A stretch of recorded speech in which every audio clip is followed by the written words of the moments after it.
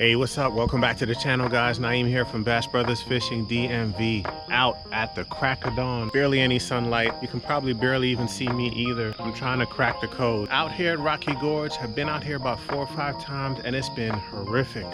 I've been skunked maybe twice.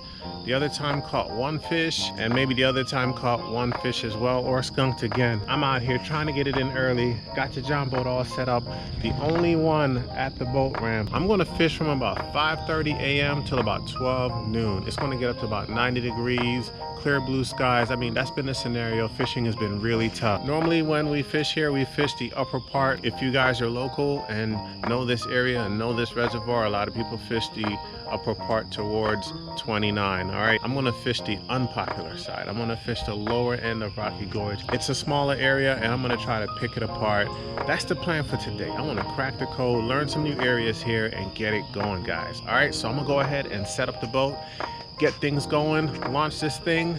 See you on the water.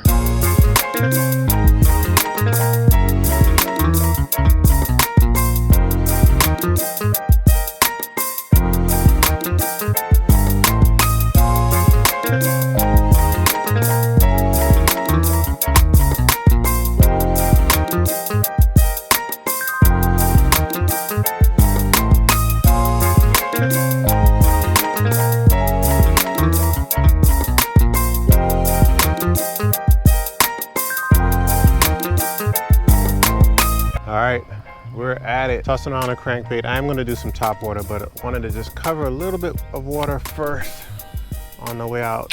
Let's crank it out a little bit. Throwing the orange belly craw, going with confidence baits. Want to figure out some kind of pattern. Just want to get on some fish and try to turn around the season out here at Rocky Gorge. Again, about my 4th or 5th time out here this season, and it's been horrific. And as many times as you fish someplace and get beat up bad, you say, oh man, I'm not coming back. But 24 hours later, you're like, nah, I'm getting back out there. I'm gonna figure it out. Whoa, oh, got snagged right here. Oh, 2 big ones. Oh my gosh.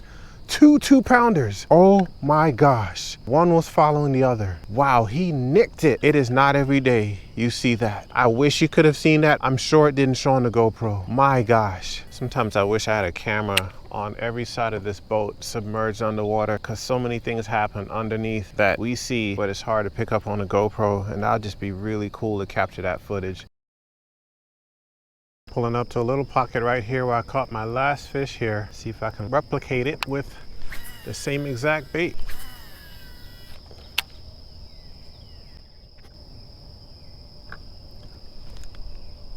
Oh, I did it. The same, ooh, this guy, all right, he's swimming towards me.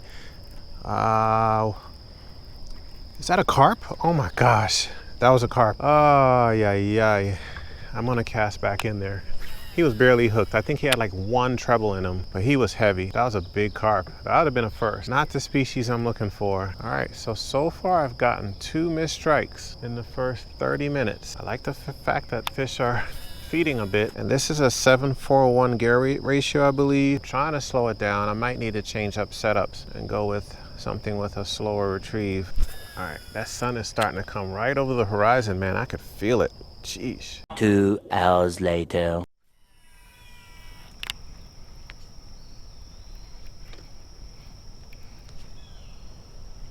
Oh my gosh, he snatched it. I just felt a thump right over that laydown. I'm gonna bring him in pretty quick. Not sure about the hook set. All right.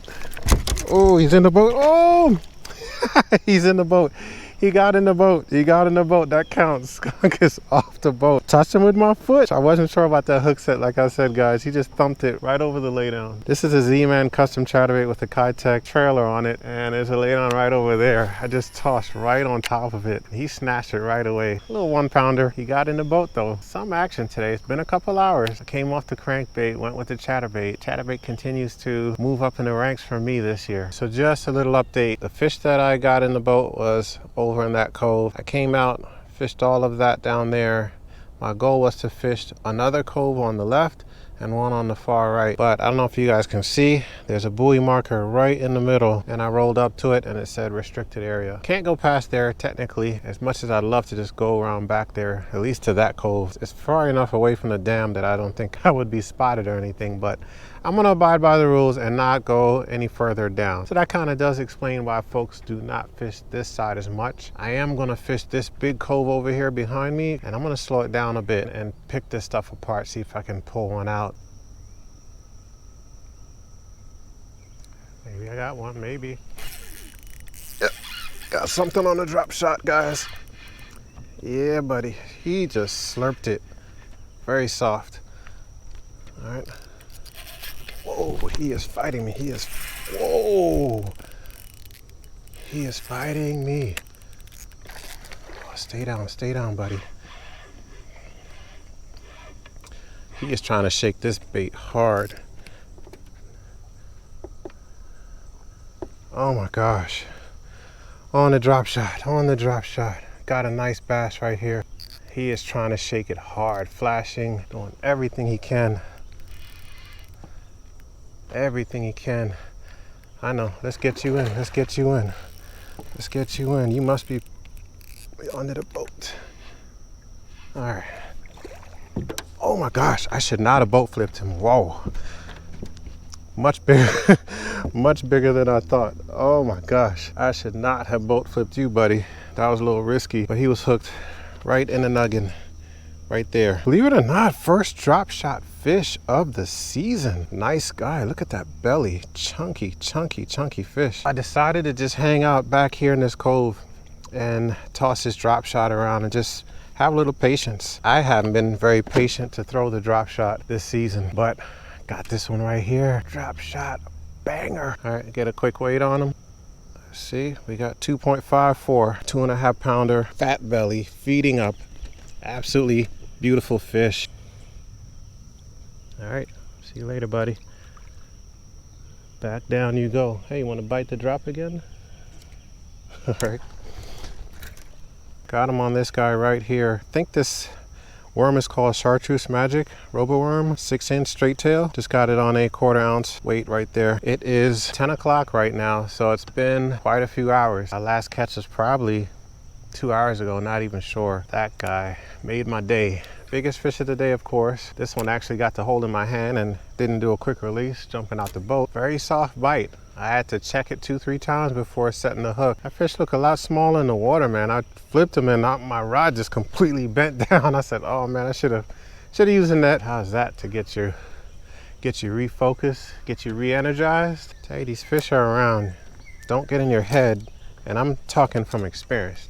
Don't get in your head. Oh, wait. Oh, again, another one. Wow, drop shot's doing it. A lot smaller, but a bass nonetheless, guys. Oh man, I just caught the last one. Perfect nose hook. He wasn't coming off at all. It's amazing how these bass bite the drop shot the same. They attack the top. They don't bite the tail. They go for the head. All right, we're gonna hang back here a little bit longer. Little dinker.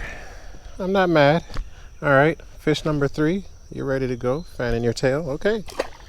Surprisingly, my worm is still on. Now, I did spot fish on the grass. Really good to get that confirmation, because I fished around a couple places that showed I had fish, but yet couldn't get anything to bite. So it's really good to spot them on the graph and actually pull a couple in. Indeed. Let's go back out a little bit deep, because that's where the 2.5 was. I cast it over towards the bank and got the dinker, so we're going to try to stay on a 2+ pattern here if we can. What's cool about that is I really needed a confidence booster with the drop shot, believe it or not, because a couple years ago I couldn't stop catching them on the drop shot, and between this year and last year completely lost confidence in the drop shot. I thought I'd never say that. Good to get back on it, get almost 2 in a row. Here we go, got a couple bites. Here we go, guys. Oh, another one. The drop shot is doing it. Stay down.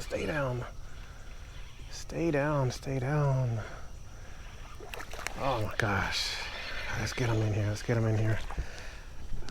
in the boat. Get him in the boat. All right. I mean, it's working. Why switch? Got this one right here, another dinker, but At least we're catching, because trust me, a dink is better than no bass at all. About a pound right here, maybe less. All right, let's keep it going, guys. Drop shot is doing it right now. I do want to stay on a sizable bass, and don't believe the hype, guys. The drop shot works. It catches big fish. I know some people feel like it doesn't. I've caught several 3.5s on this very setup right here. Super sensitive, super lightweight, gets it done.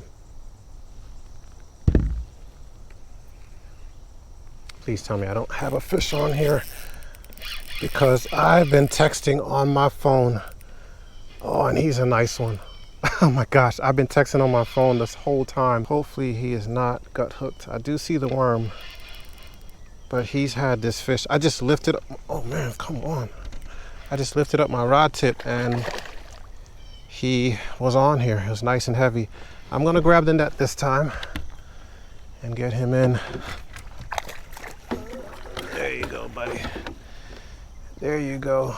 Oh, he's not gut hooked. Good. Nice clean hook. All right, I went right back over where I caught that 2.5 and got back up on size. Yeah, different fish. Pretty big belly, so they seem to be feeding up pretty well. Didn't even know it, man, didn't even know it. I'm sending out my text messages, and when I was done, this was on. What's really amazing is that I've managed to catch 4 fish on this same robo worm, and normally it's pretty much one and done. You might get 2. There we go. Here you go. All right, buddy, thank you. Sorry I kept you waiting.